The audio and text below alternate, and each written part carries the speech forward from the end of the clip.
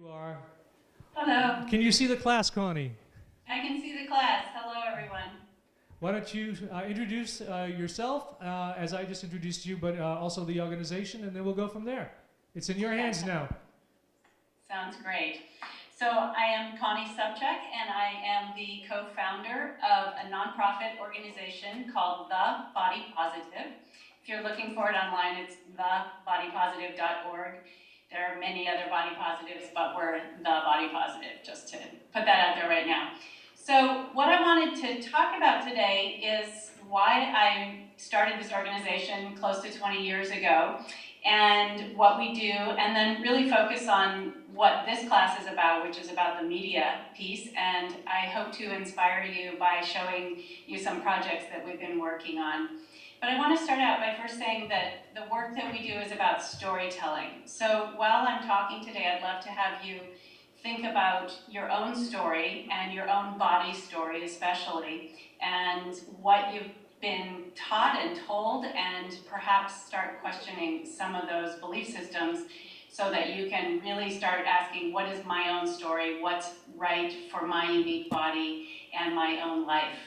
So I don't know if you've ever heard of Chimamanda Adichie. She has a TED Talk that is about the danger of a single story.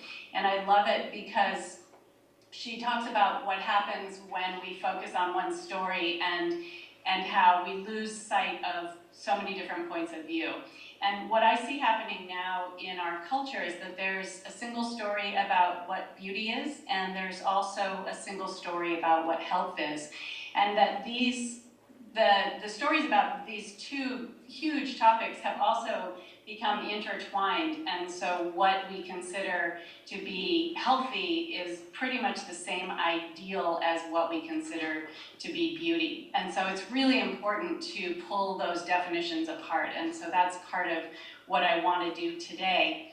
So I'm going to first start by talking about my own story. And my story is that when I was a teenager, pretty much actually starting around the age of 12, I started hating my body. I was a typical teenager. It was a long time ago, but all of my friends hated their bodies and they started dieting, and I was younger than most of my friends, so I jumped right into this being a follower and jumped into this whole idea that something was wrong with me and all of us and that we should begin our dieting at that age. And then a really important piece happened in my story, which was that my sister Stephanie, who was 4 years older than I was, she was really tall, big, she had size 12 feet, she was just a very, very big person. And she felt a lot of shame for the size and shape of her body. And a lot of that came from home as well, because at the dinner table my father would say, Stephanie, are you sure you want to eat that? Do you know how many calories are in that? So she developed a pretty severe eating disorder because of it. She started by going to Weight Watchers, lost a substantial amount of weight, and then, as 95% of people do who go on diet programs like Weight Watchers or other restrictive programs, she gained the weight back plus more, and then ended up developing bulimia and was pretty severely ill for quite a long time.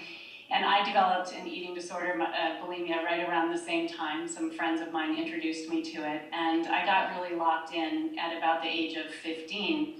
And so by the time I got to college, I was very, very ill. I was planning to be a computer engineer, and instead of focusing on my studies, I focused on my body and my obsession with the size of my body and all the messages that I was getting from the outside world. And so I dropped in and out of college for a while and finally realized something was wrong with me and that I needed to heal.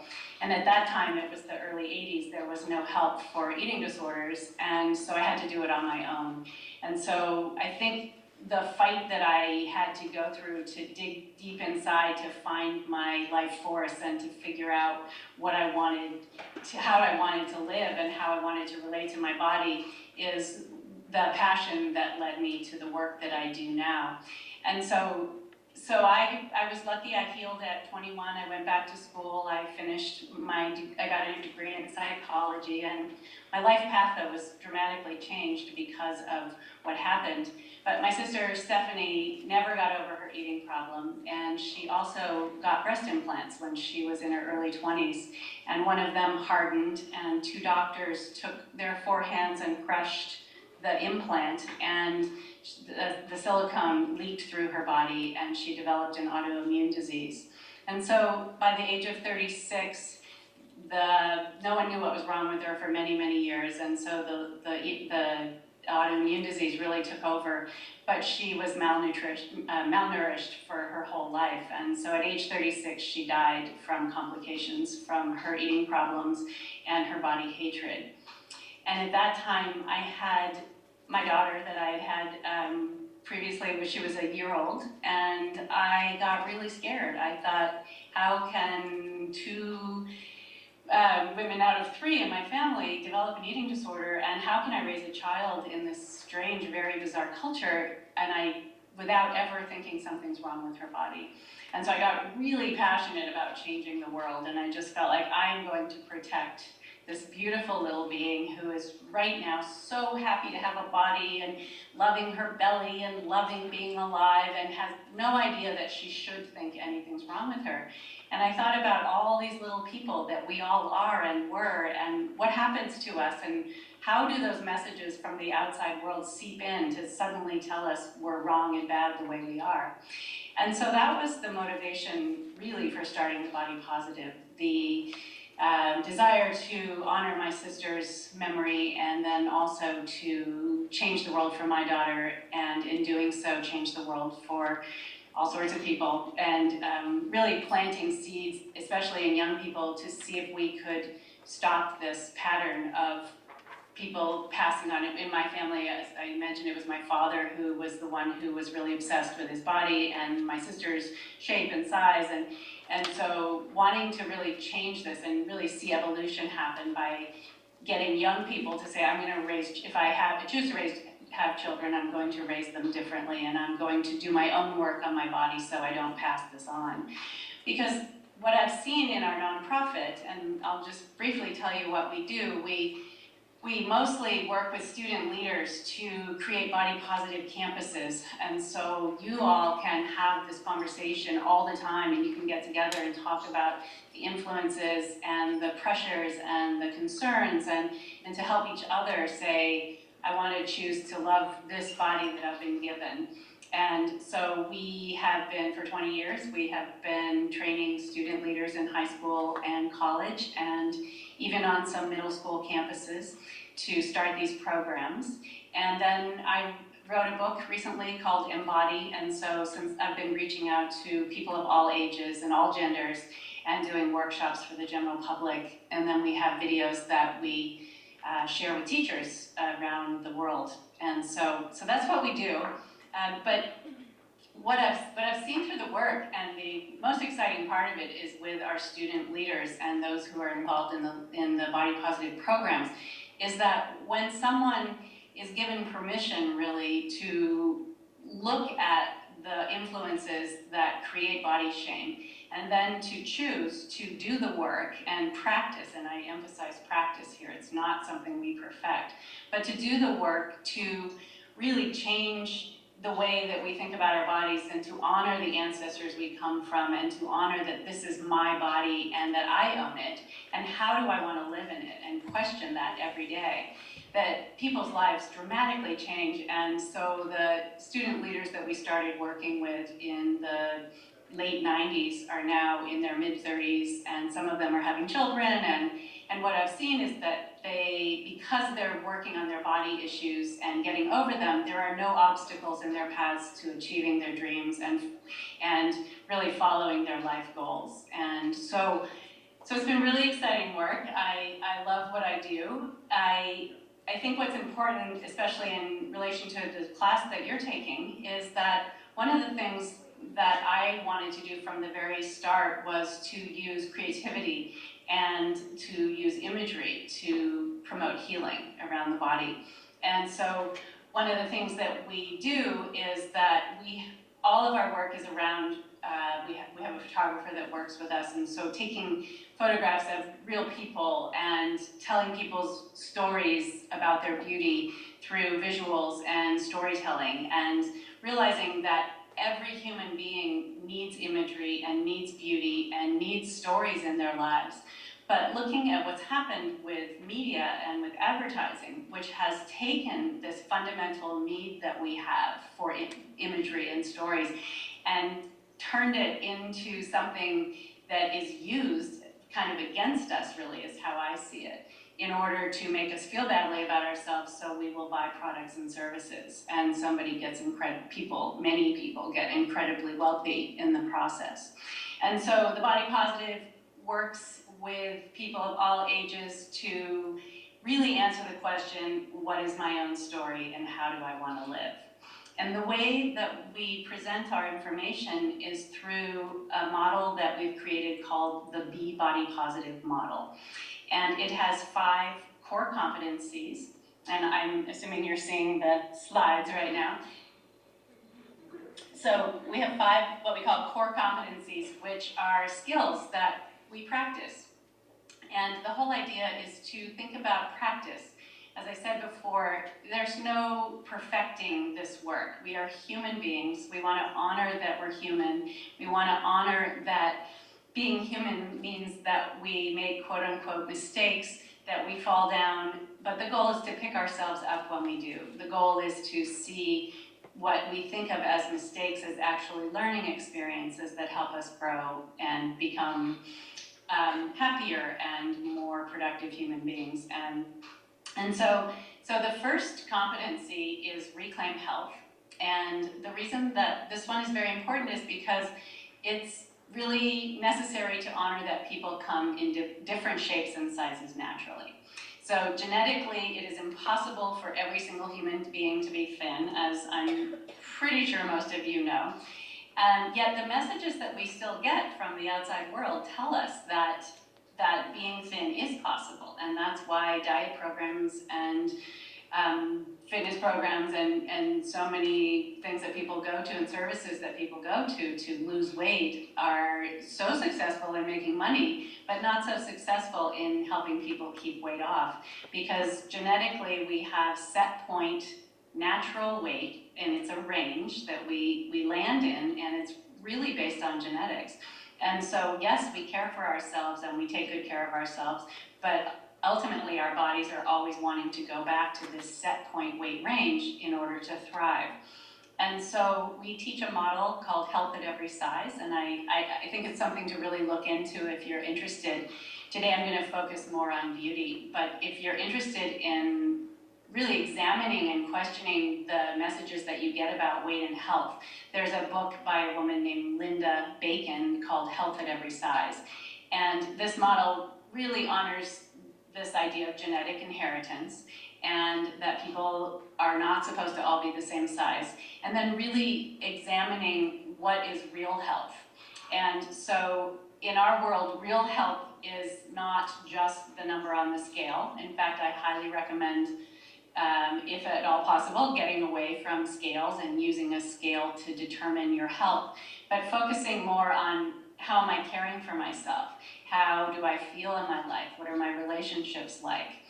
And then really honoring your ancestors. And so thinking about all of the people that stayed alive and connected with each other and had another generation and another generation, that those people are your ancestors, and they are the ones that thrived, and that they are part of the reason that you're here, and that your body is based on all of these amazing people who made it. And so thinking, instead of hating our thighs or hating our bellies or hating this about ourselves, thinking about where did I come from in the world and all of the people that came together to get me here. And so how can we honor that rather than attack our bodies, because then we really are attacking our ancestors. And so the way to live a health at every size lifestyle is to practice intuitive self-care, which is the second competency that we teach. And this means deeply listening to our bodies and to ourselves for information about how to care for ourselves. And so when I was getting over my eating disorder, I had no idea how to feed myself. I had no idea how to know when I was hungry even, or how to really pay attention to regulation around when I was full, and I had overridden so many signals for so long. And so the work was to start really asking myself, what do I want? And in intuitive self-care, I use the word I ask the question, what do I want, instead of what do I need? Because for me, need was always associated with should, and should was associated with guilt, and guilt was what fueled my eating disorder, or made me have to rebel.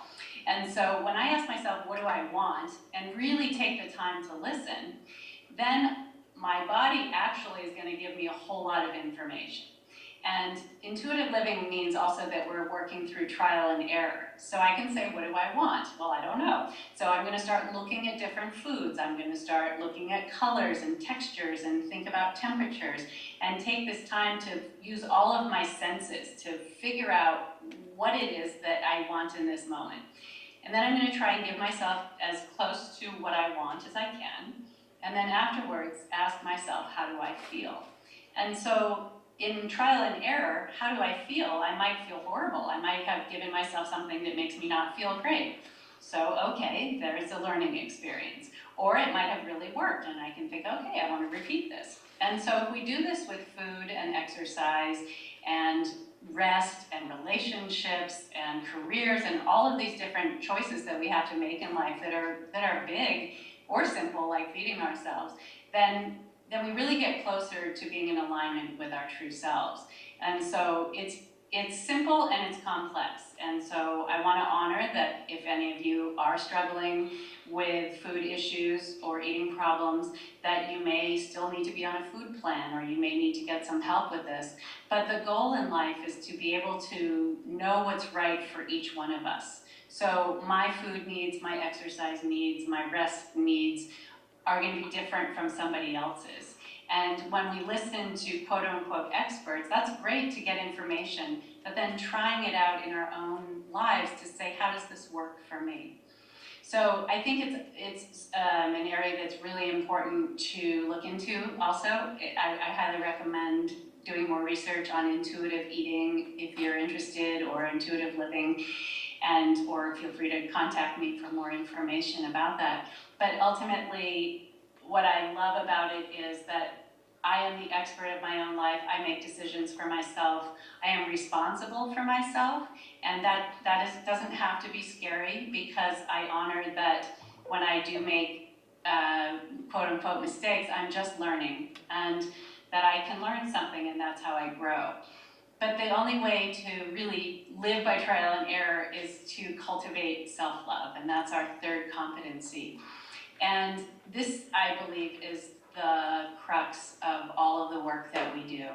So we don't perfect self-love, but we work on developing a kind and compassionate and caring voice, and learning how to treat ourselves with the same love that we give to other people.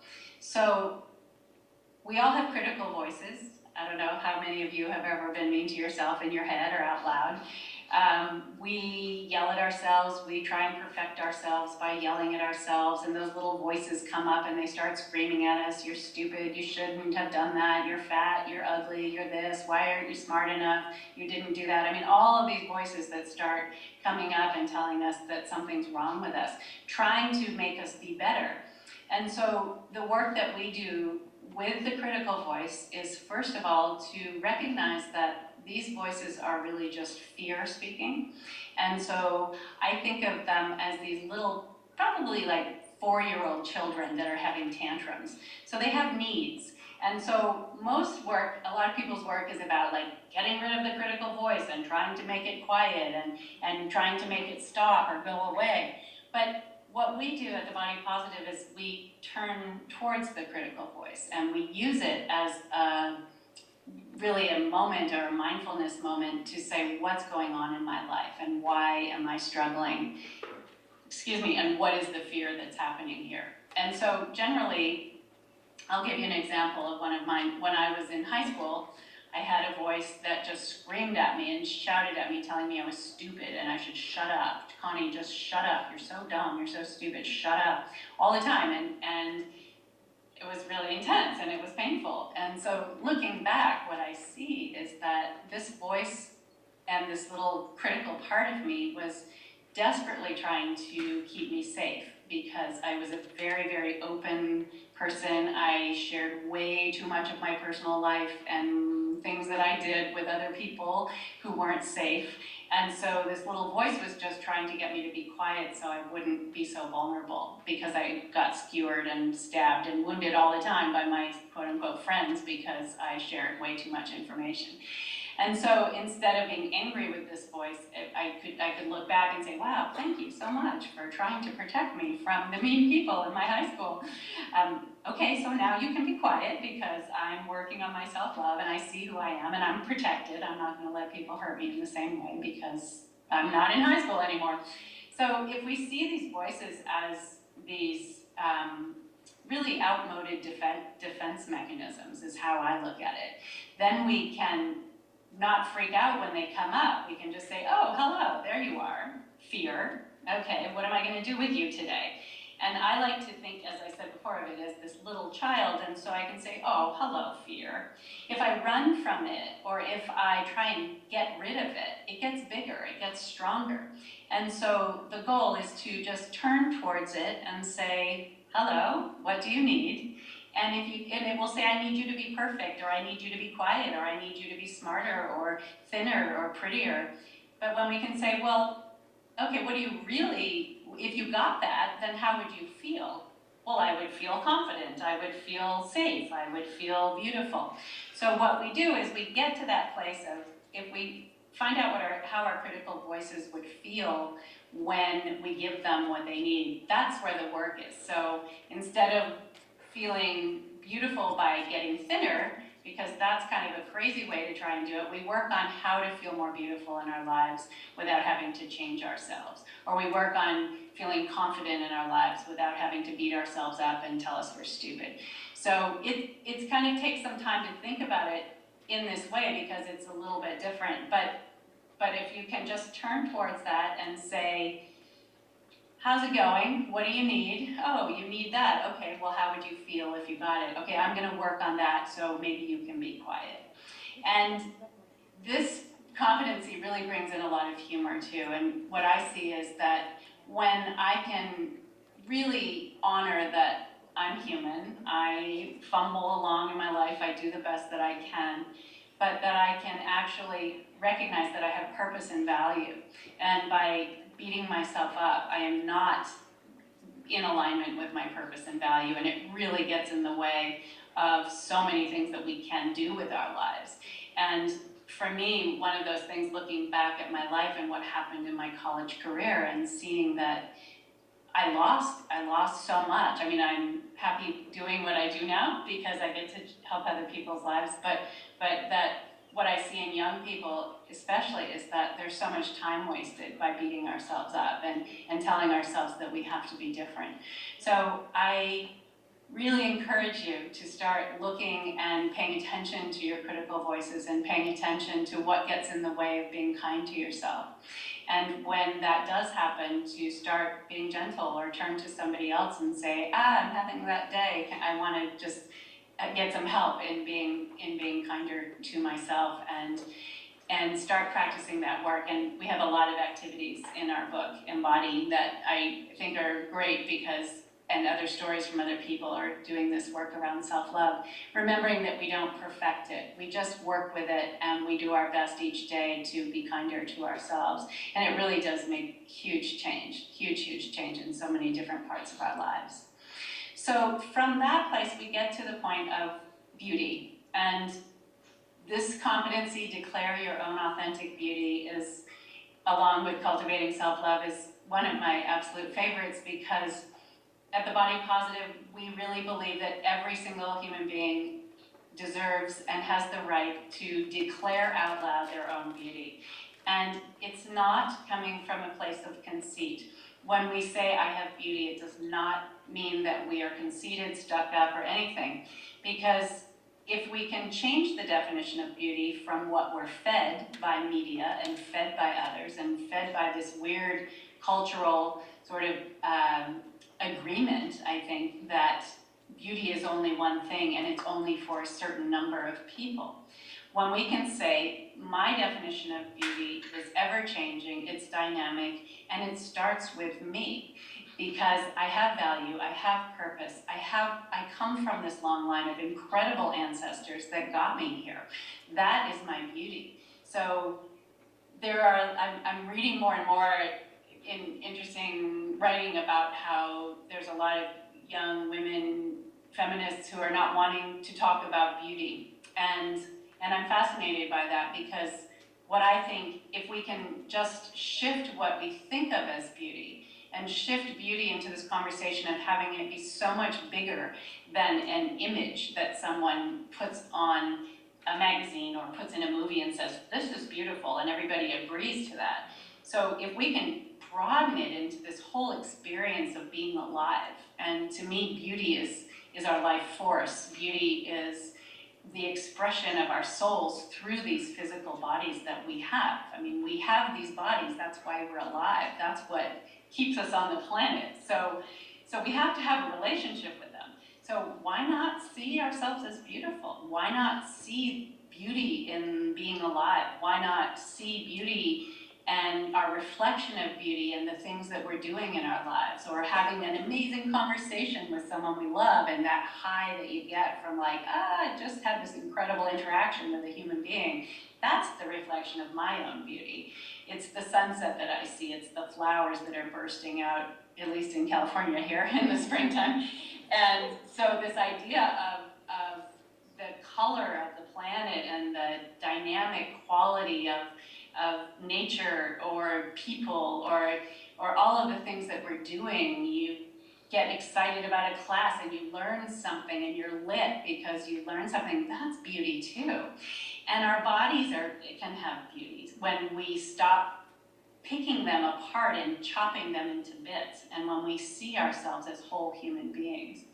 And one thing that I love to talk about is what happens when we're in alignment with ourselves. So when I'm in alignment with my spirit and my purpose and my body, and recognizing that I have purpose and value and beauty, and that I step out into the world and engage with other people in that way, there's definitely like this attraction that happens. So, and I see it in so many people that aren't considered classically beautiful, that they have that thing, and people are like, I don't know what that is, but everybody wants to be around that person, and they have that magnetism.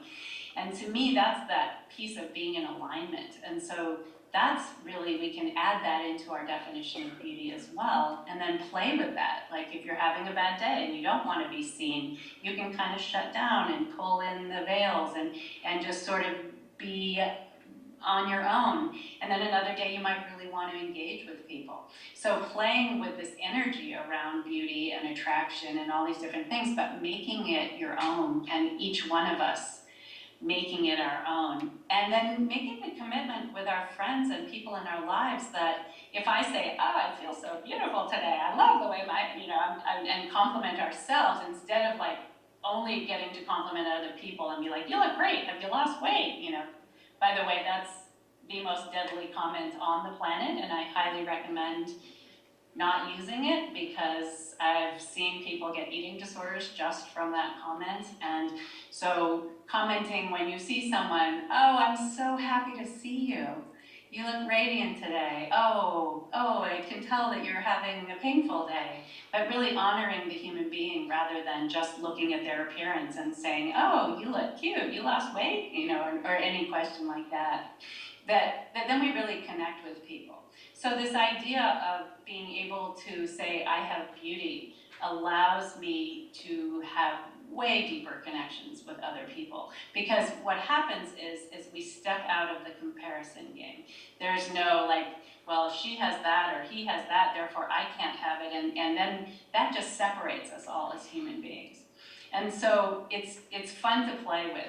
There's a book I love called Notes on the Need for Beauty by an artist named Ruth Gendler, Gendler. And it's really wonderful because she's not just looking at human beauty, but she's looking at all these different ways that human beings have a need for beauty.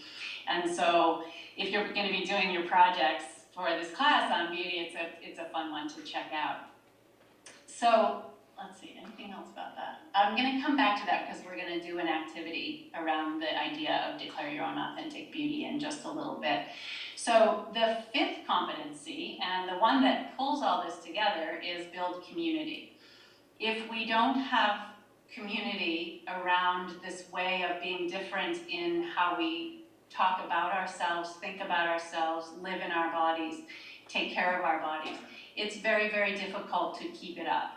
And so this is why my colleague Elizabeth Scott, who's a social worker, and I do the work to build body positive communities. But you can do it on your own. You just find one friend or one family member who's willing to not partake in the body bashing or the diet talk or the picking at other people or putting other people down and about their weight or their looks or something like that. And so you connect from this place of really honoring that each one of you has value just as you are, and being there for each other when you have bad days, around letting culture seep in or people being mean or attacking you from the outside world and telling you you're supposed to be different. And so body positive community is about honoring that when we connect in that way, when we connect from this place of truth and love, really, that support system allows us to grow and to really move forward in our lives and do what we want to do and really actualize our full potential. So what I'd like to do now is show a very short video from our This Is Beauty website.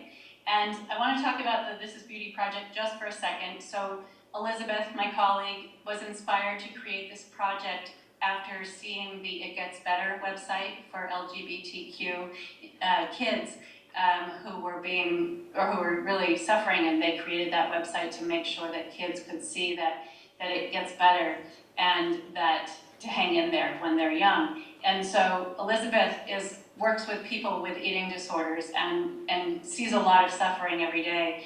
And one of her clients one day told her that she had never been told that she could have beauty. She'd never been told that she could get over her eating disorder, even though she'd been in eating disorder treatment hospitals and had been doing all this work. No one had ever said, you can actually have a positive relationship with your body. And so Elizabeth was hoping to create a website where we can share many people's beauty stories and their declarations of their own beauty through photography, through video, through beauty statements, through poetry and essays. And so the video that you're going to see was made by one of our interns a couple summers ago, and the people who are in it are all people who have been involved with the body positive. They are women, mostly in here, and we do work with all genders. And this video happens to just show mostly the women and the girls who are involved in our organization. So it's about 4 minutes long, so enjoy it. Before we leave, can you hear me? Yes. When we come back after the video, I know our students have a lot of questions for you. Plus they have their paper and their pens to do the project with you. Great. When we come back, we're going to be handing out a mic. So if you could take some questions when we come back, would that be okay? I would love to take questions. And then at some point, I'll cue you if we go too long. So how much time will you need to do the little project here in the class? The activity's going to probably take no longer than 5 to 7 minutes. Okay, I'll make sure that we have plenty of time to do that. So when we come back, we'll have the mics in the audience so that students will ask you some questions after we get back from the video. Here we go. Very good.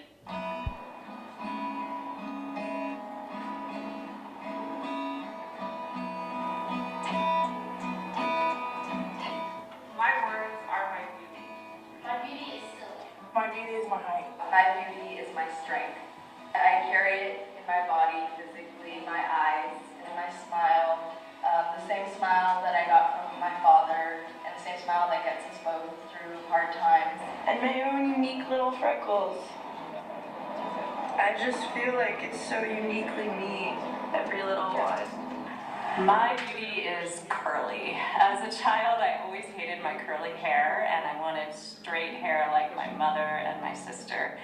And now I've come to appreciate the uniqueness that my curly hair represents, and I'm different from my family, but it's still me. When I'm doing specific things that feel the most authentic to me, that's when I feel the most beautiful. My beauty is my tan arms that I got from my father's side. My tan arms represent me because I'm a swimmer, and every time I'm out there in the sun, I'm just swimming away, and the hands, my arms, help me have a tighter streamline, help me balance myself when I'm about to push off the diving block. My arms represent who I am. Every scratch and every scar is a part of my story, my history, and my past.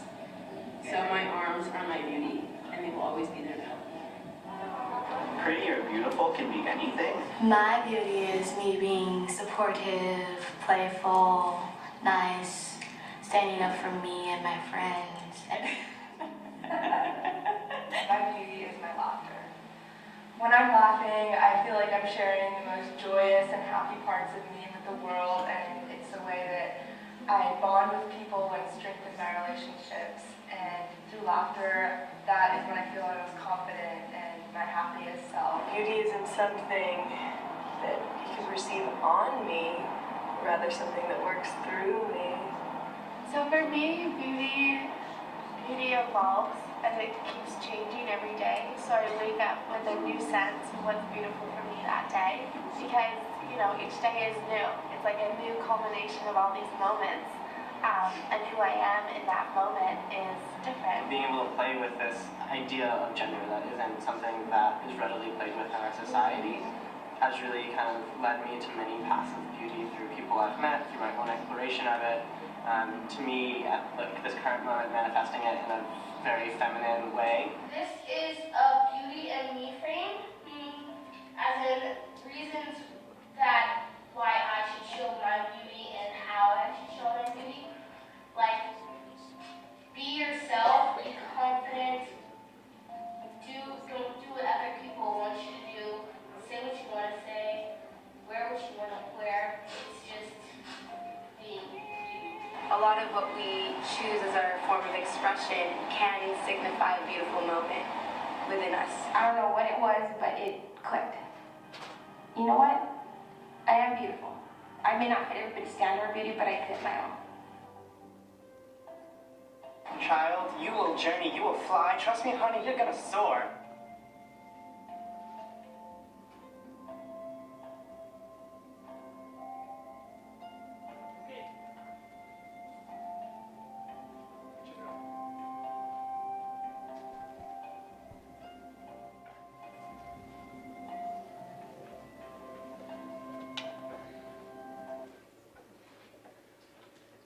We're back, and who has the first question for Connie? Anyone? If you could stand up with your mic and just ask Connie the question. Who has a mic? Do you have a mic? Okay, we'll give you a mic right now. Anybody have a question? Just get a mic. So we want to get you on mic, okay? Stand up. Hi, I'm Rachel. I was just wondering, like the media, we're talking about the media obviously, what do you think magazines or commercials could do to break the stereotype? How do we get more curvy or more people of color like out in the media? Well, I think that we change media, and so when we stop purchasing what we don't want to see, and when we say no thank you, and when we choose our careers to come in and change things or start our own way of expressing and creating our own media, I think that media will follow along. I think that we don't create media, but we participate in it by buying it and by using it in a way that keeps people doing it because they're making money off it. And so this idea of saying no thank you to media that we don't like and then writing and demanding, and I see so much more online that's really actually starting to change this. I mean, so a lot of the online campaigns and the social media campaigns are actually making a difference in what we're seeing. It's a slow process, I think. Big advertising and big corporate media is going to take a little longer, but we have the power to change it. And by demanding it and by, mostly by not participating with it. But I don't mean don't enjoy it or use it either, because it's sort of like that use not abuse thing. I mean, we can watch movies. When my daughter was little and wanted to watch Disney movies, but we would talk about it ahead of time and we would do media literacy. So if we choose to and want to, it's okay. It's just one of the things that I do when I go to the grocery store and I don't like the magazines I see when I'm standing in line and I feel taken advantage of and pissed that I'm spending my money in a store that's making me feel crappy by just putting it there, because 3 minutes of looking at those magazines causes women's self-esteem to plummet. So I cover them up with food magazines or political magazines, and I rearrange everything.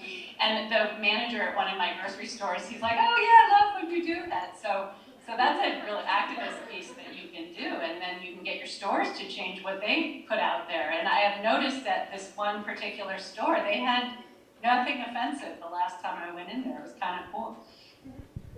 Any other questions? Just raise your hand, we'll get a mic to you. Hi, I'm Erica. I had a question about the second competency that you talked about with the health intuition. How can that play out with more impoverished people, or even just like college students that might not have access to as many resources to kind of test out what makes you feel good? Right. Excellent question. Thank you for asking that, Erica. The living intuitively also means that we just do the best we can for our circumstances. And so in that way, it can be for everybody. As a college student, there's so many things going on. Number one is time and resources and access to what you actually want. And so you do the best you can with what you have. And same with people who can't afford certain foods or impoverished areas. My colleague Elizabeth worked at a homeless shelter in San Francisco, and she worked with a group of women and talked about these ideas. And when she left, she thought, she didn't even know if that would be useful information. And when she went back, she was greeted from many of the same women who had been there the year before, saying, "Thank you so much for this information on intuitive eating and living, because we're, number one, practicing it by changing what we get in our shelter, and so demanding different foods. And number two, like this one woman said, when I can, I save up my food stamps and buy myself a melon, and I savor that melon when I can have it. So every Friday I get my certain piece of fruit that I want." And that was the best that she could do under her circumstances. Another woman that I work with, and her stories in my book, she talks about how she was told by doctors to lose weight to be healthier, and she is in a very low income bracket and on food stamps. And so she started taking her food stamps to the farmer's market, and then she started talking with the vendors, and she found out she could go at the end of the day and get food at half off, and they would give her extra food. And so she wrote this beautiful piece about how she improved her health without trying to change her weight, but and doing it with very few resources. So it really comes down to how can I get as close to what I want under the circumstances, and how can I change my circumstances if possible, and if I have the power to do so, to get me into a place where I can do that on a more regular basis. Or how can I choose to say I want to support other people in changing their environments? So one of the things I'd like to say too about the food justice work, that it's fantastic work wanting to get better foods to all people. The one thing I'm concerned about is so much of it is done under this umbrella of obesity prevention. And so when we're combining this idea that we want people to eat better just so they'll be thin, and we're really losing the whole point, which is we want all people to be eating better. So what about a poor child who's thin. We care about that child too. And when we use this obesity language, it causes shame and guilt and fear, and it's not sustainable. And so this whole idea of living intuitively and helping people have better access and choosing ourselves and how we figure all that out about how to feed ourselves. If we can take weight out of the equation and the conversation and talk about real health, we can really actually make change in our own lives and in other people's lives. Any other questions? Oh, we have one more question. Hold on one second. Hi, my name is Anika. So I'm kind of like, my question's kind of like it kind of directs towards a different topic. There's obviously, yes, like women do suffer from a lot of body image issues, but like there's also definitely a lot of issues with hegemonic masculinity with men. So I was just curious if you ever worked with something that has to do with hegemonic masculinity, or our perceptions of the male body image, because, you know, as women, we obviously are naturally inclined to tall, fit males, which falls under the issue of hegemonic masculinity. So have you worked with something like that, or has there been a case where, you know, you had to deal with something like that? Yeah, absolutely. Because going back to what I talked about in the beginning of my talk, which is this idea of storytelling. And so with each person's story, it brings up every issue possible. So it pretty much dealt with every issue, well, not every issue, but many, many issues. And working with a lot of, we have in our college programs, we have more male leaders and we have more trans students. And so it's been fascinating to really look at the gender issue, look at ideals for males and females, and then just this whole spectrum of gender, and how I've seen incredible shifts on a positive, in some positive ways. But I've also seen a really sad piece since I started this work in the mid-90s, which is that there's equal opportunity body hatred for males, and that males are being attacked and targeted by the corporate industries, because suddenly they realize that there's this whole half of the population that we haven't gotten involved in this. So now we have diet programs and beauty programs and products and getting males afraid of body hair. And so there's so many different things that we're doing, and seeing the teenage movies and how over the years watching this transformation of now every time possible, a male will have his shirt off so you can see the ripped body and the perfect muscles. And so working with little boys and working with high school men and in all different cases, I have heard these stories of tremendous fear and anxiety. And what concerns me the most is that eating disorders are on the rise, number one, in younger and younger children. So hospitalizations for eating disorders in kids under 10 has escalated. And for both boys and girls, there are more males going into eating disorder programs than have happened. I mean, it's just skyrocketing. And I think it is because we're not stopping to examine what's happening with all of the messages for every individual. And so our work is to create safe spaces that are free from judgment and shame, and where people can share their own unique experience, and we can address that, and we can talk about it, and we create environments where others in the audience are very curious about the story that they're hearing from somebody, and that each person can come with their own language and their own history and their own background, and not be afraid that there's some right or wrong that they're going to do. So for me, that's the exciting part of this work, is I have my own experience, and I am my age, and I come from a certain place on the planet, and I have my certain sex and sexuality, and I have all these different things that make me me. But when I'm open and curious to listen to another human being's story from this place of I want to know your life and your experience, and recognizing that we all have a right to have a story. It's the coolest thing, because then we can all engage and then work together to figure out how to change culture around us to support us in being more ourselves. Connie, thank you very much, and I guess we can segue right now to the project because we have about 7 minutes left. So why don't we now tell them what they're going to do?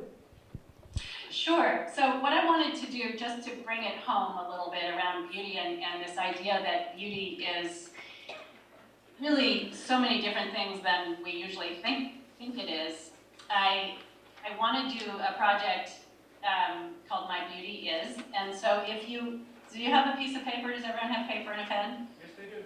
Okay, if you can fold it in half, so, I'm gonna grab a piece here. So fold it in half, like, either way, it doesn't matter, long or short. And then you're gonna look at it like a book cover, and so you're gonna be writing on the side that's the book cover. So if I'm writing here, and then when I open it, I'm gonna have a blank space on the left-hand side. Right? Okay, so get your paper and you're gonna write on the book cover side, but fold it in half. Okay, and I'm gonna read some statements, and then you are gonna write down your answer. You don't have to write the statement that I read, just write down your answer. And do it without thinking too much. Just do whatever comes into your mind quickly.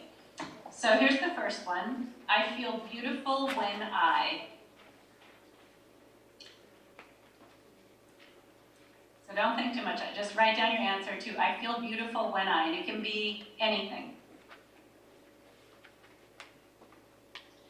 Something about my body I've been teased about is.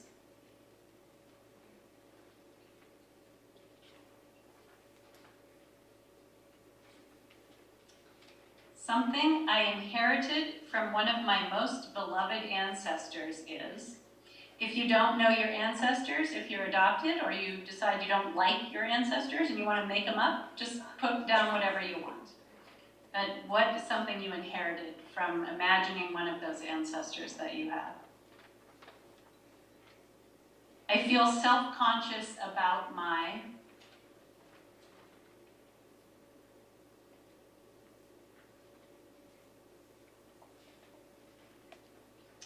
I love to...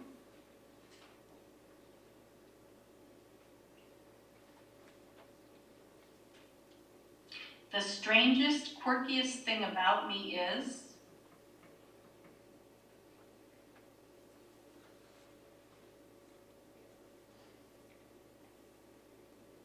And last one, I feel unstoppable when I...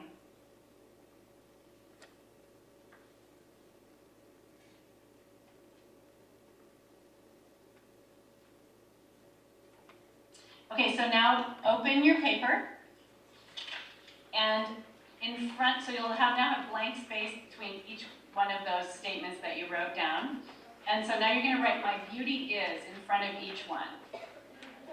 So in front of each thing that you wrote down, write my beauty is.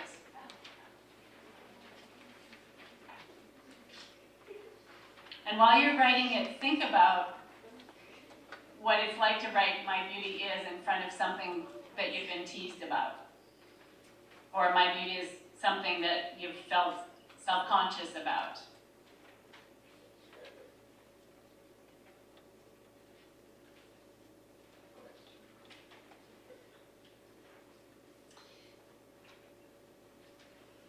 Okay, and what I'd love to have you do now, just for a quick minute, is turn to someone next to you and share one thing that surprised you from your list.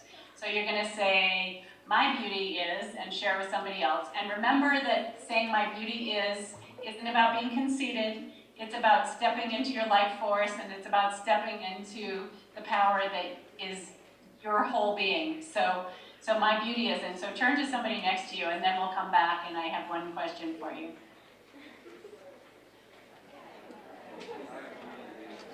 Or you can ask the person next to you, what's your beauty? What's beauty? And they get to share something.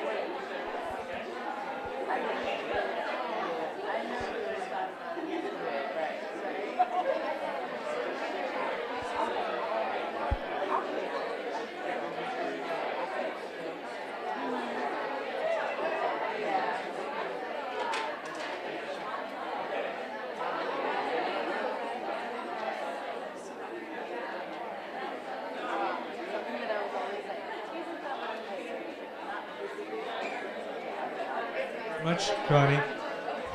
So what I want to do is have them come back. So come back. Guys, one more minute. Let's, Connie? Yes. So what I want to say is if someone can just share one thing that they learned about somebody else's beauty that really surprised you or that stood out for you. Okay, here we go. Hold on. Here we go. Run, Bob. I'm running.